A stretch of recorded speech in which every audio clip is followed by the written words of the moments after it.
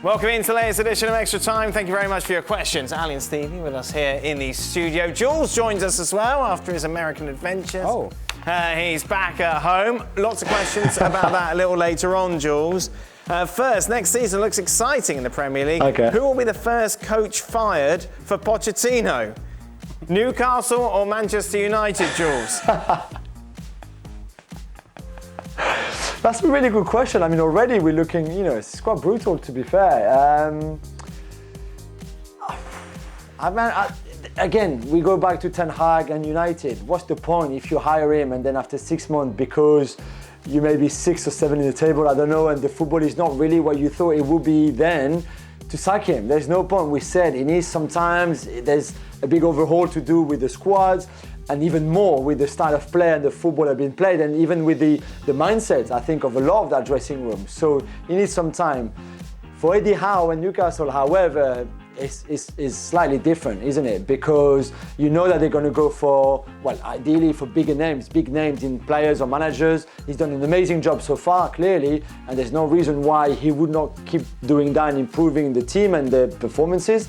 But if there was a little problem, or if the start of the season was not as expected, especially if they spend a lot of money in the summer, then I think he will be under pressure very quickly. But there might be, other Frank Lampard at Everton could struggle as well if they don't start well. There's plenty of others as well who will be under pressure. But yeah, the Saudis and Newcastle, for Eddie Howe, he better start well this season, I think. He's going to be a link to everyone, isn't he? Yeah, I know. I think Arteta could be the... Oh, that's Jules' boy. Jules likes Arteta. Oh. Well, because, they had a horrible start and everybody wanted him out. And then slowly they built it up and got themselves into fourth. And all the Arsenal fans that I spoke to, all of a sudden are looking at all the young players and all this and all that. How many Arsenal fans have you spoken to? All of them. So those two. Kevin Campbell. Played for Arsenal. Right. Is he not, Kevin? Sorry. Is he not good enough for you? No. But by the end of the season, Arteta was under pressure. Right. He really fell off. So if he starts badly again, he could be the first one to go. What's the second one? Now I'm curious. I'm intrigued. Yeah. Think of a name, quick. Well, you wouldn't know it, and you wouldn't know it. Oh no! Here we go. Oh yeah. Yeah, see on the front. Yeah. Arsenal friends. You know what? Hey, hold on a minute. If only we had an Arsenal fan, we could ask. What? Do you agree with that, Jules? There you go. I think he's safe.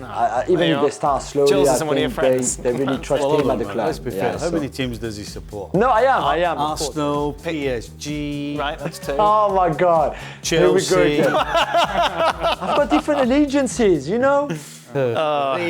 different friends everywhere that I need to show support. Ali. What's that other team we couldn't say? Guangdong. Ali, what will Marcelo's legacy be at Real Madrid? He faded so much in the last few years that people forgot how great he was. Well, I don't think that people forgot how great he was. Marcelo was never a great defender. And the reason he wasn't playing over the last few seasons is that all those difficulties that he had defending became highlighted by the fact that he could no longer move. And therefore, you sort of have that image of him. But Marcelo was outstanding for Real Madrid. Yeah. The trophies speak for themselves, but the fact that he was a presence in the locker room, there was leadership that Marcelo brought to this group, and then there was quality on the field. So at his best, while he was never a great defender, man, did they have an outlet down the left-hand side, a guy with creativity, with presence, with goal, with assist.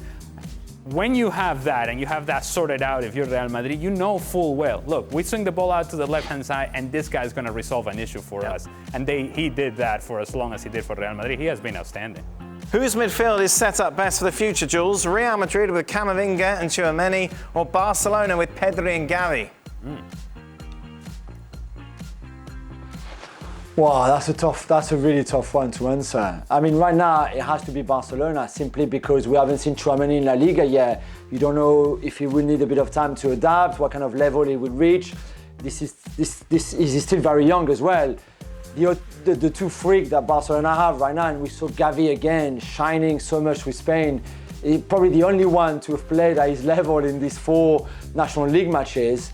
And this is incredible what he does at 17, and what Pedri has been doing at 18 is quite similar too. So right now you have to say that Gavi and Pedri are a level up to Camavinga and Tchouameni, but mostly because Camavinga is still this kind of super sub, ready to take the, to follow once Modric and Kroos and Casemiro, etc. And Tchouameni is new, he will be introduced tomorrow as a new Real Madrid player. But we still wait to see what he will do in that team in La Liga as well. So Gavi and Pedri right now have to win this one. But again, let's give a bit of time to Tchouameni and Camavinga. What about this for a choice? Start, bench and sell, Stevie. Frankie de Jong, Tchouameni, Declan Rice. I start Declan Rice. I bench Tchouameni and then sell de Jong. Do you concur, Ali? Well, that's exactly what Barcelona is going to do. Yes. Sell De Jong. Yeah, well, they want to. Yeah, well, that's exactly what they want to do. I like Frankie de Jong. I know that I have been critical of Frankie de Jong, but I like him as a player. I thought he was going to be so much better for Barcelona. I think that's part of the reason as to why he may no longer be at Barcelona. I would say start Rice, bench de Jong, sell Tchouameni. Unknown qualities and quantity of Tchouameni in terms of what he does at the highest level. We don't quite know that just yet. Jules, be rude not to ask you. I'm a big De Jong fan. He's the good De Jong as well. So I will always start De Jong, but I will play him in the sense that he will be the first one to receive the ball from the back, not having to go through Busquets and play higher up. I will bench Tchouameni because he's my boy, of course. And I said Declan Rice. You know why I said Declan Rice? Because I can rip off English clubs and sell him for 200 million and someone will actually pay that amount. So I become rich as well. George picked up a tan when you were in the States. Yeah, he did. No. Was it disco lights? I picked up what? A tan. Italian. You're not Italian, no. A tan, sorry. The bronze. Yeah, I mean, the weather was great. Yes. I went to my kids' tournaments, football tournaments on Saturday and Sunday, and it was really sunny in London. I think that's where I tanned Did very they win? quickly as well. So I'm one of those guys. They both lost in the semi-finals, so not this time. Oh, did you make them walk home? Yeah, not this time. No, I didn't. I mean, one was really disappointed because they should have won that game. The other one, they lost to a better team, so that's a bit more, you deal with that a bit better than actually losing to a team that is not as good as you, or better. How are you on the touchline, Jules? What sort of parent are you? No, I was good. I had the little one for the Sunday tournament. She asked me to play with the toys and then play football. So I hardly saw any of the Sunday one. The Saturday, I was actually quite good this time. I was, not too frustrated. What was your favourite part about coming to the US then, Jules? So you and Craig and Shaka was really lovely. First time we'd met in person, wasn't it, Jules? The Germany Underwhelming. Yeah, I know, that was lovely. Yeah, Pete, our producer, one of our producers, took me to Sally's in New Haven, the best pizza in the world, or on the planet even. Oh, God. Which was really good, by the way. The pizza place is the best pizza place. You can and I imagine. just- Seriously. Yeah, Pete's a huge Pizza's fan there. pizza. Don't have pizzas in And I just in felt like London, do they? coming to.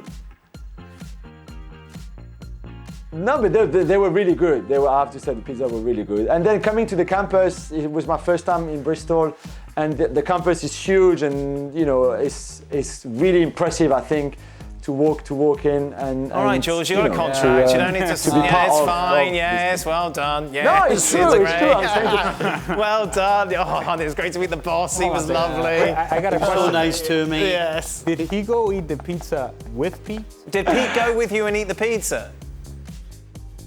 Yeah, together. Yeah. Man. Oh, how was your ears after that? Oh, man. Oh no, it was great. It was great. Oh, dear. Pete's been building a shed this weekend. He rang me up and gave me in great detail about what he had to do. And people don't know who Pete is. No one cares. Well, it's inside information. We really like to smack this gum in our ear. Oh, yes. Yeah. Jules, have the boys taken you out at a steakhouse yet? If so, how do you like your steak prepared? And who paid? Who paid for the pizza? You or Pete? Pete did. Expense. Yeah. Expense. No, we went to the wings. Expense. Burnt New Haven pizza. Great. Corporate card. No, it's the way it's supposed to be done. Steak, where do you stand, Jules? How do you have it? I have it for well done, I have to be honest. My dad has it well done. I grew up having it well done, so I'm not going to change now, I think. Yes! Go on yourself, Jules. Yeah. Top man. I'm getting you a steak next time you come here. You're not going to pay $43 for a steak for Jules. No, I'm not. I'll get Eleanor to cook it. Hey, nice bit of sauce. Jules, did you hear the story of when Stevie invited Gab over for dinner? And he was like, oh, I'll get Eleanor to make a nice spaghetti bolognese. I don't know this story. And then Gab goes, well, I'm not going to come unless the pasta's al dente. Yeah. Unless you cook the pasta properly, then no. What? I was like that. Oh my God. I'm not surprised. Yeah, that was it. Well, we were never allowed to order from the menu when you're with Gab. Well, there we go. That is it, Jules. I hope you come back here soon. That'd be lovely to see. I never got to see Jules. Did you not? I never either. Can't wait. Didn't miss I know, Ali wasn't there. ESPN FC then back on your screens tomorrow. Germany taking on Italy in that big Nations League match. We'll be all over it. Well, thank you very much for watching ESPN on YouTube. For more sports highlights and analysis, be sure to download the ESPN app. And for live streaming, premium content, and let's not forget as well, ESPN FC 7 days a week. Subscribe to ESPN Plus.